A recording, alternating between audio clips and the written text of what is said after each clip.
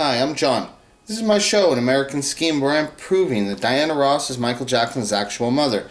So I haven't made a video for a while because it's kind of come to the point where I've got so much information that it's extremely difficult for me to make a short video. And then in my real life, I'm so busy that when I start to investigate a little something I heard here or start to look at this, and then if I start to build a video, it's first my investigation, my research takes a lot of time, and then when I start to build the video, it's just a video with me explaining all the things. It just turns into, everything turns into this long experiences and stuff constantly. So like this right here, this video of Smokey Robinson, this is an interview. It says Smokey Robinson on his career and Las Vegas residency, and it was on the Today Show, okay? So this is a little over a year ago. So in this interview, the thing about it is he's talking about all these things, and it's like he's not giving me the information exactly the way I want it, right? It's not like I'm sitting there asking him the questions and I'm getting the information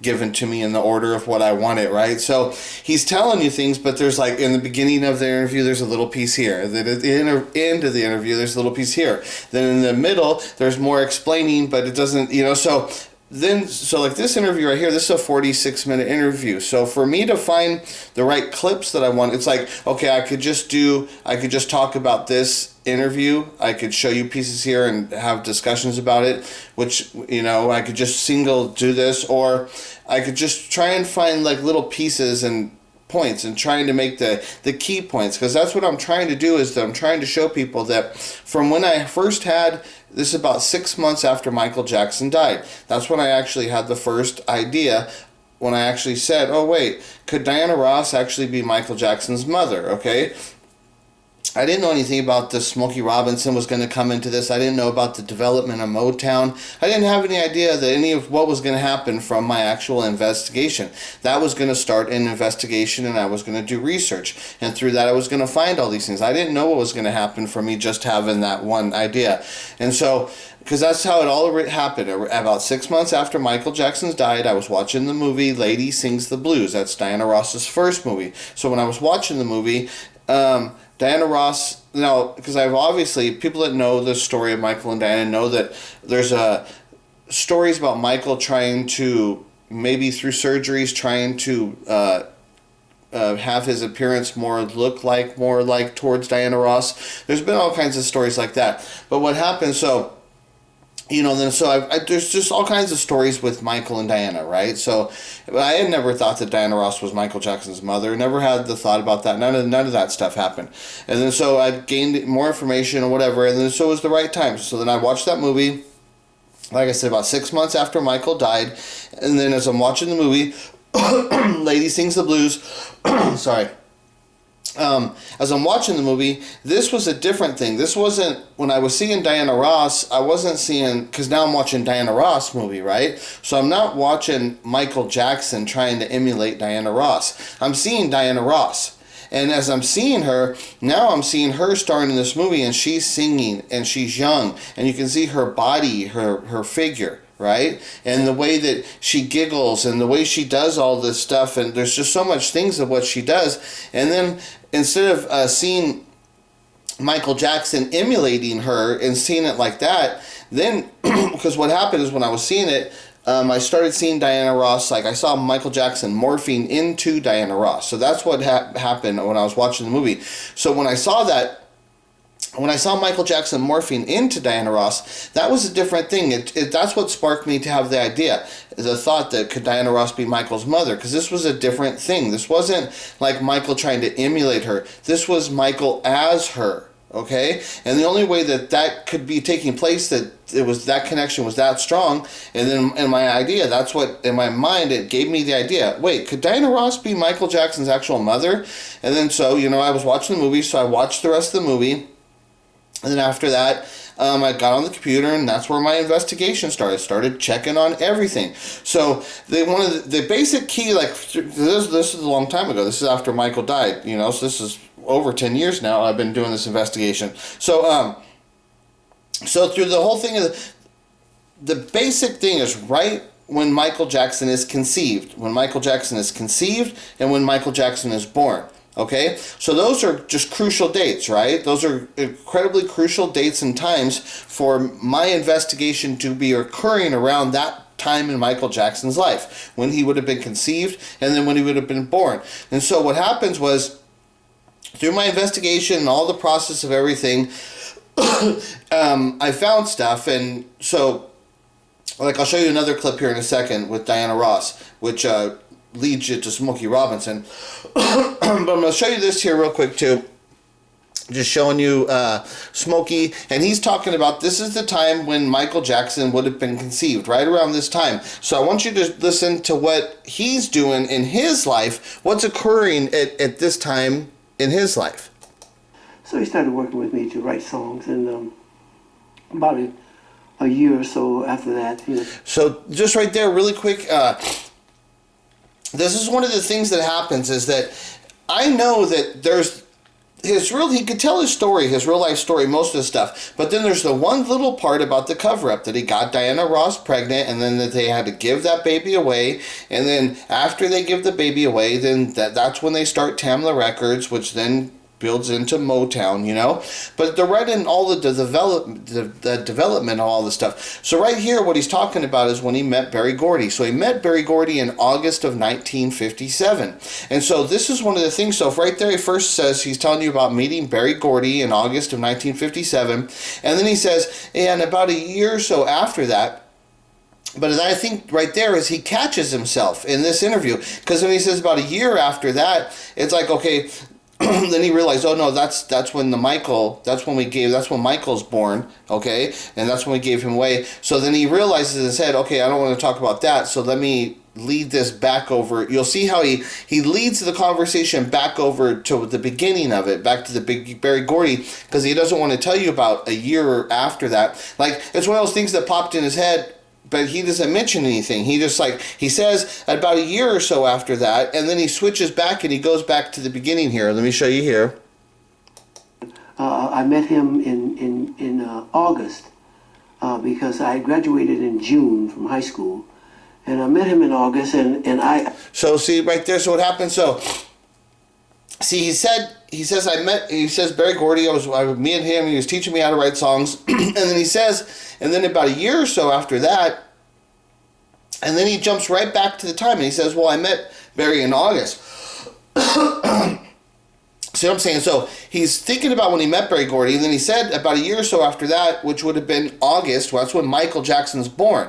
Okay, so right here he's talking about the actual time frame of when Michael Jackson's conceived. This is leading up to the point of where Michael Jackson's going to be conceived, and then to where Michael Jackson's born.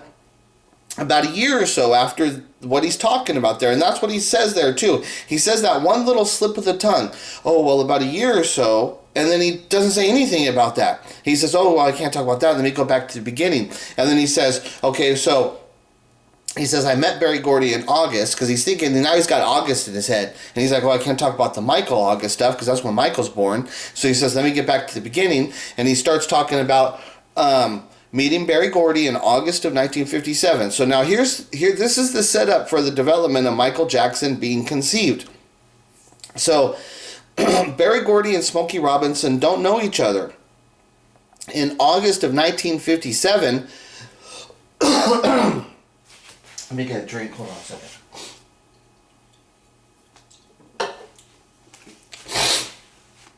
Okay, that should be a little better. Okay, so in August of 1957, that's when Berry Gordy and Smokey Robinson meet each other. Okay, so think about the reality of the time in history. The Jackson family, they've got their family, their big family. Joseph's working at the steel mill. Okay, Catherine, the child before Michael, Brandon, was Brandon and Marlon. The Marlon,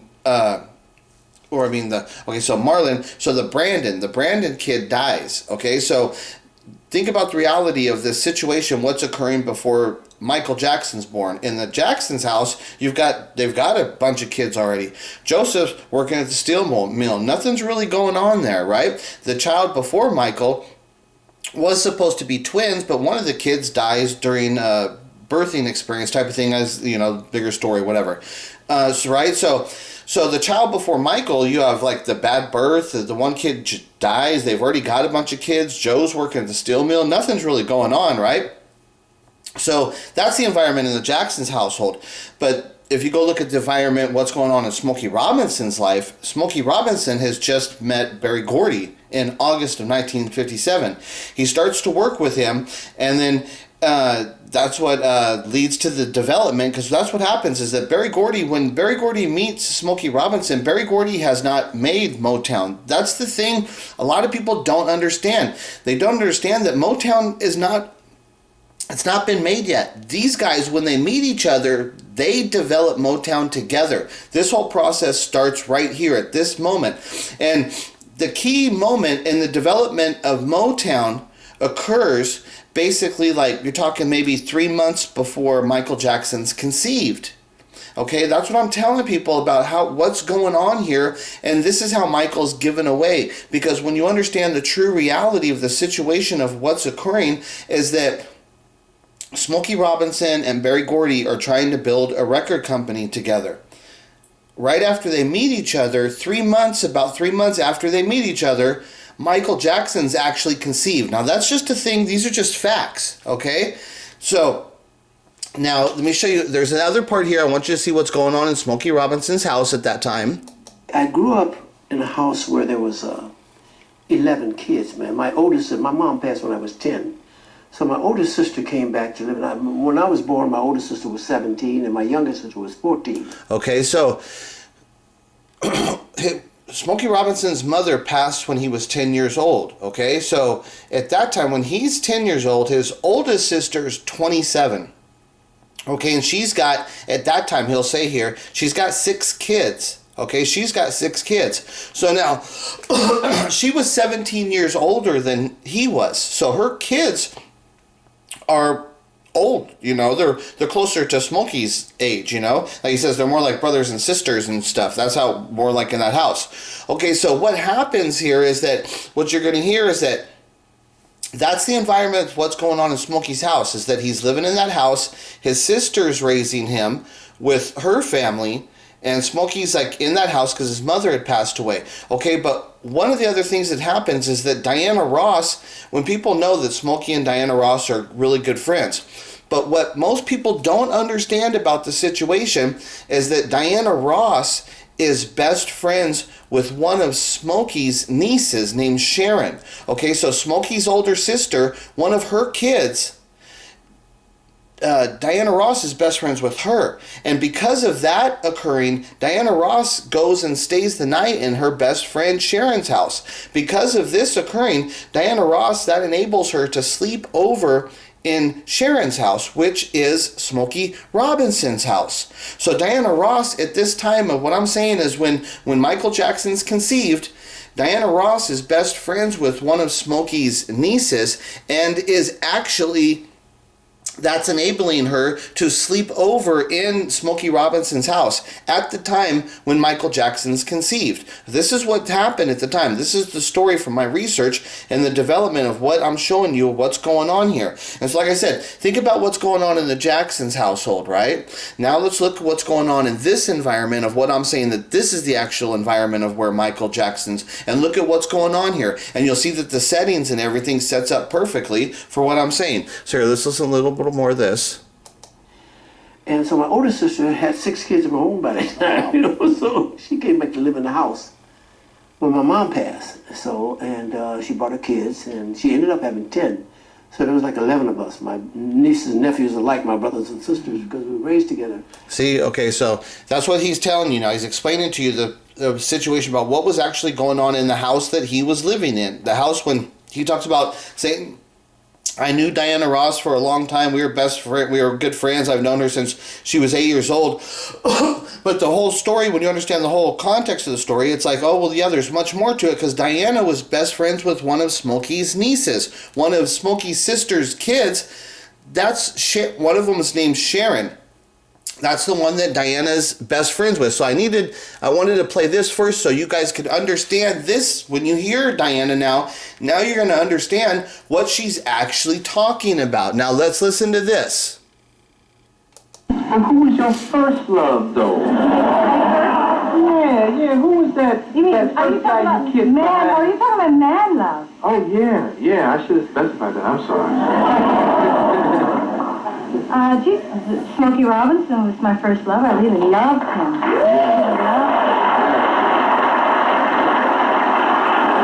You know, I have stories. People think my life or my career started with Motown, but really it started with Smokey. Smokey lived on Belmont. We lived on the same street. Mm-hmm. I was very close with his cousin, Sharon Burston. Mm-hmm. And I used to sleep over. You know how kids have sleepovers at Sharon's house. And I used to listen to the Miracles sing in the basement. And that was before I came to Motown. That was before the Supremes. And to me, I loved him. Okay, so now, see, that's what I'm saying. Is this is the stuff I found. So, and what you understand from the whole context of the situation is that, like I said, that Smokey's mother had died when he was 10 years old, and that Smokey's older sister moved in and raised him, and she had a bunch of kids of her own, and she was 17 years older than Smokey, so she had a bunch of kids of her own, which then Diana Ross just told you right here that she was best friends with Smokey's cousin. She says cousin, but it's actually niece. She says with Smokey's cousin Sharon Burston, gives her full name. She says, I was best friends with his cousin, and because of that, she says, you know how kids would have sleepovers? She said, I would have sleepovers at his house. So now that, see, that's what you, when you listen to the conversation of what she's actually saying, she's telling you, just listen to the truth, and then she says, this is before Motown. This is before the Supremes. She says this about Smokey. And when you really listen to everything and when you listen to that other stuff, I've narrowed it down to exactly that what she's talking about is that same moment. It's from when Smokey Robinson met Berry Gordy in August of 1957. Okay, then when she's talking about right here, about that when she found out that you could actually make a record and it could be on the radio, okay, that's because Smokey had just met Berry. They made a song, they got it put on the radio. That's before they've developed Motown. Smokey's first songs that are put out are not put out, not even by Tamla, not by Motown. It's put out by some other companies and stuff are out there doing it. Okay, so, but she heard the song because Berry Gordy was a serious guy. He knew the business. He had just not built his record company. And this is what I'm trying to say with people. I'm trying to get them to understand is like, when you understand the story, it's like my whole story started with me just understanding that, hey, maybe Diana could be Michael's mother. Let me check into that, right? So that's how my whole story started. It's not that I've known all this history and I built this conspiracy story. No. Through the investigation, then I went and done the actual investigation, and you find out the actual environment of what's occurring in Diana Ross's, like I said, because my investigation starts with, could Diana Ross be Michael Jackson's mother? So with that investigation starting, I have to see what environment is occurring at the time of which Michael Jackson would have been conceived and born in Diana Ross's life. Okay, I needed to see the environment of what's occurring at that time in her life. And what you find out in that time is that you find, like I said, I found this video, and she's telling you that right at that time in her life that she's sleeping in Smokey Robinson's house because she's best friends with Smokey Robinson's niece. She said, like I said, it's confusing because she says cousin, but it's actually his niece. But so she's best friends with Smokey's niece because that enables her to sleep in Smokey Robinson's house. But not only is she sleeping in, and she's got the connection because they're good friends, she's not proclaiming themselves to be great friends, and this is their friendship, the beginning of their friendship. She's using this setup to proclaim that she's in love with Smokey Robinson, that Smokey Robinson was her first real love, her first real man love,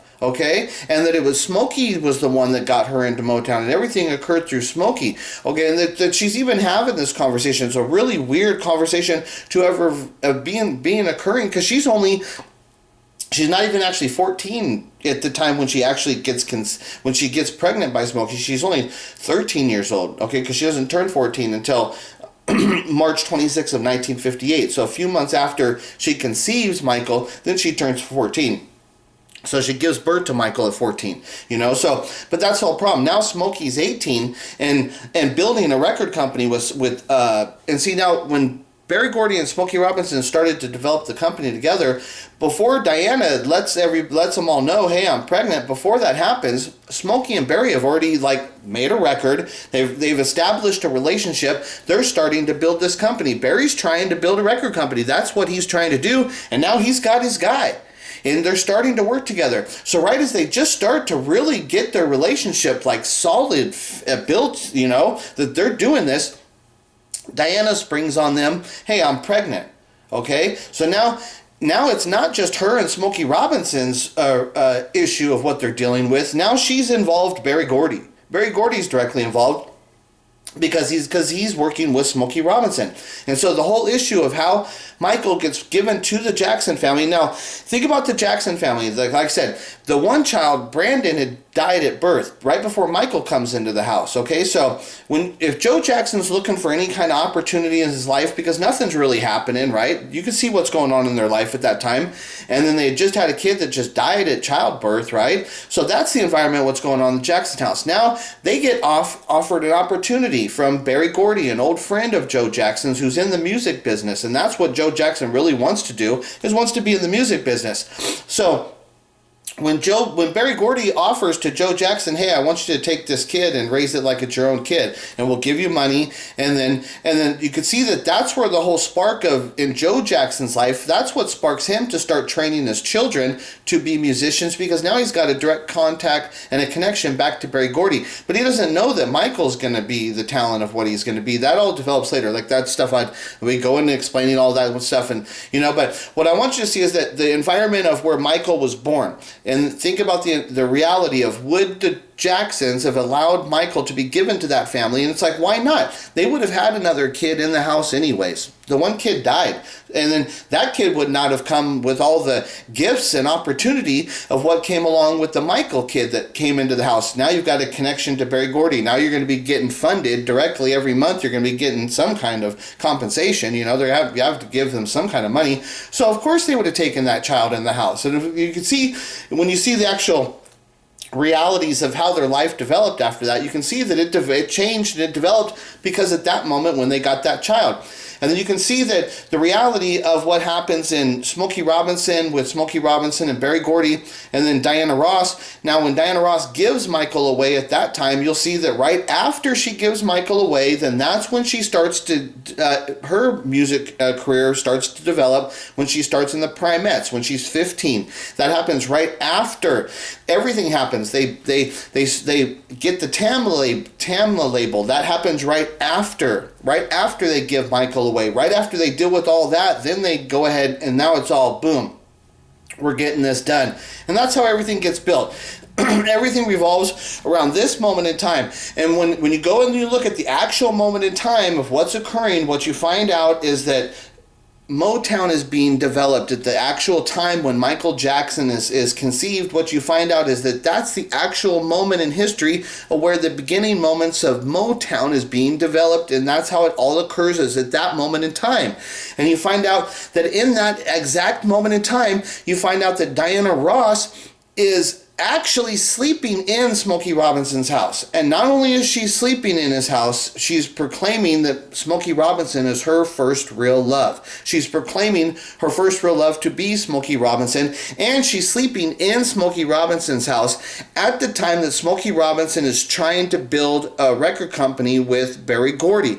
And that's how all of the stuff develops, where they need to get rid of the kid because she's too young, and Barry Gordy can't build his record company around his number one artist, Smokey Robinson, being an 18-year-old guy, and then now he's got a kid from a 14-year-old girl in the neighborhood. It's scandal, and that he's trying to build a company. That ruins everything, right? So that's why it worked out perfectly with Michael being over in Gary, Indiana. It's okay, that's still close and stuff, but it's out of state. It's not in Detroit. So the scandal's not taking place, whatever all this stuff.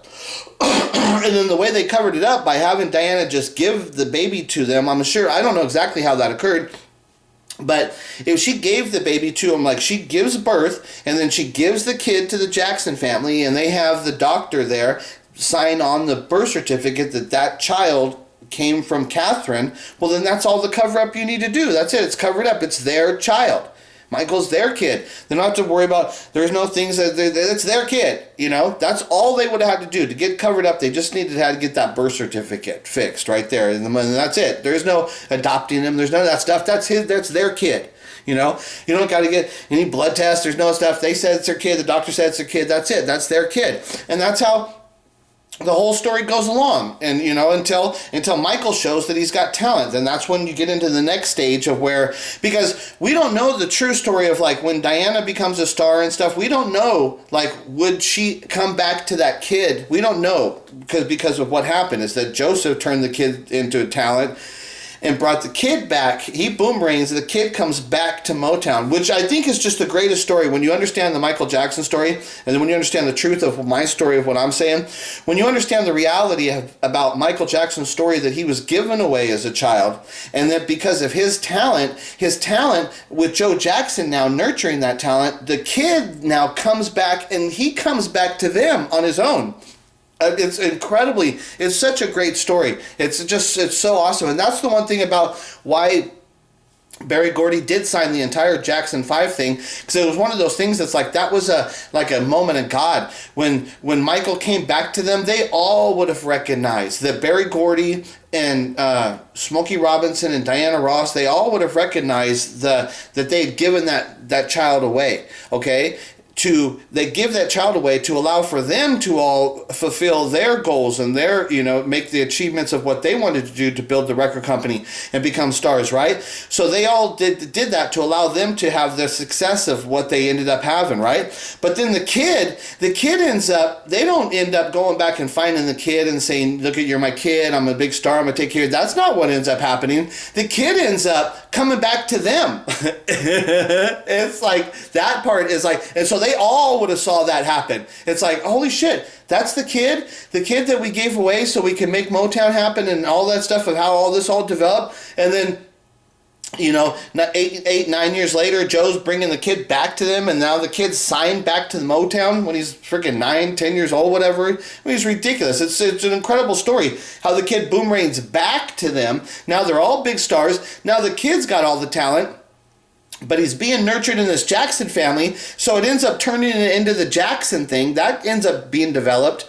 That's what I'm saying. It's like, the thing about what, like, they had to just look at that and say, this is God's work at work. You know, that's one of the things about why they don't feel guilty about what occurred and all this stuff, is because they have to all just sit back in awe and just realize the reality of what's occurring in their life. And they do all believe in God. They all do give off the essence that they believe in God. And so when they look at that stuff, they just got to all look at it and say, they all just are realizing, well, God's hand is at play here, and we're kind of just, you know, being moved around. We're just pawns being played by God and stuff, right? So that's why they don't sit there and dwell in the pain and the guilt of all of the things and the negativity of the things that have occurred, because this is just real life, and they've just accepted this is what life is, and look at what's actually happening. And it's like one of those things, it's like when Michael comes back with the Jackson 5 and you have the whole development of the Jackson 5 thing, it's like one of those things where they have to look at that and say, well, if we didn't give our kid away, then there never would be this whole Jackson 5 thing, you know, and who knows what would have happened to Motown, because look at what happened with all the Motown, and then them as big artists, like what would have happened. So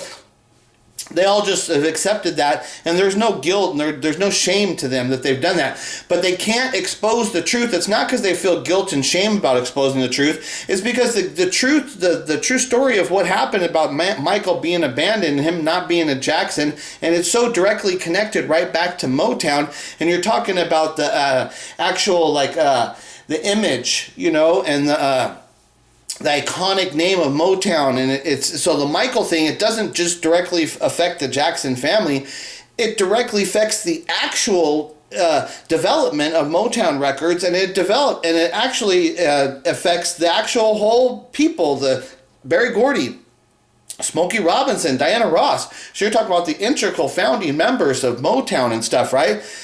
Then into the further development of the Jackson 5. So that's why they can't tell the story and tell the truth, because they don't want to break down, like, the story, like the Jacksons, an American Dream. Okay, they don't want to destroy the story. There's a movie called the man who shot Terry Bagger. I want to, because there's a stupid movie called The Legend of Bagger Vance. So that stupid name is stuck in my head because the name is the guy is something like that. It's the legend of the guy who shot. It's Bagger Vance is coming in my stupid name, but there's the guy who shoots him. It's like a John Wayne. John Wayne's the guy who actually shoots the guy, and then the guy Jimmy Stewart is the guy. I can't think of the name of the guy they shot right now, but so Jimmy Stewart. They're starting to say Jimmy Stewart shot him, but it's like, no, it was actually John Wayne, the really good gunman, shot the guy down. But the legend got that the Jimmy Stewart character shot him, right? And then so the reporter then told the actual truth, and the reporter said, when the legend becomes fact, print the legend. Okay, so that's what he said when on the way the reporters talk about it, and that's what I'm saying about the Jacksons and how it's like when the lie becomes the truth, you know. And so that's what they're saying. It's like when the lie becomes the truth, you know, and it's like when the legend becomes fact and saying that Michael's part of the Jackson family, it's like, yeah, well, it's become, when Michael Jackson has become a Jackson, the lie has become the truth, the legend has become fact, and because of that, now we've built into society, we have this thing called the Jacksons, an American Dream. And, you know, we have this big story about Motown and all the black artists and all the stuff. But so the reason Diana, she wants the world to know that Michael's her kid, but she can't destroy all of the image and legacy that surrounds all of the Motown and the Jacksons and all of their image and stuff, right? So they're not going to destroy it. That's why they're not telling the truth. And like I said, they're not wrapped in guilt and stuff. That's not what they're thinking, that they're working, God's hands working on them directly and stuff, and everything has to work, and it's about God's bigger plan. So that's why they allow it to take place, and whatever's happened in society, and this is the way it's developed, they're just going to accept it as the way it is. Unless the fans actually stand up, you've got to care about Michael Jackson as a singular person. You can't worry about the reputation of the Jackson 5, and you can't worry about the reputation of Janet Jackson. You can't worry about the reputation of Motown and black culture and the larger scale of all of that stuff. You just have to say, I am going to stand up and care about Michael Jackson as one individual person, and I'm going to look at his life, and I'm going to care about his actual journey, and I'm going to tell his story that nobody would have ever allowed him to tell, because he was being hindered by all these people controlling him all of his life, you know, and that's why he ends up, out of all these people, who's the one who ends up with the serious drug problem and ends up dead at 50 years old? Michael, because he's was the abandoned child. He was the one with the serious mental and emotional freaking problems that led to his actual issues and his pain that he tried to cover up. Because the pain is not covered. The pain does not come from him being burned. Okay, that pain would go away. Okay, but what happened? And even if he develops a drug addiction at that time, what happens is you would then move past that drug addiction, because you don't want to live in society as being a drug addict, and especially when you have all these fans who he knows are mostly, a lot of kids are fans. He doesn't want to portray the image of being a drug addict. So he would have moved past that at some time in his life. But it didn't. He could never move past it, because he couldn't move past him being the real issue is that he's an abandoned child. That's the whole issue. Could never get rid of that. Could never expose to the truth, to let the truth out. You gotta let the truth out to get that burden off of your shoulders, okay? So he could never do any of that stuff. That's why he's the one who died. But the fans don't care about the actual reasons of why Michael's actually dead.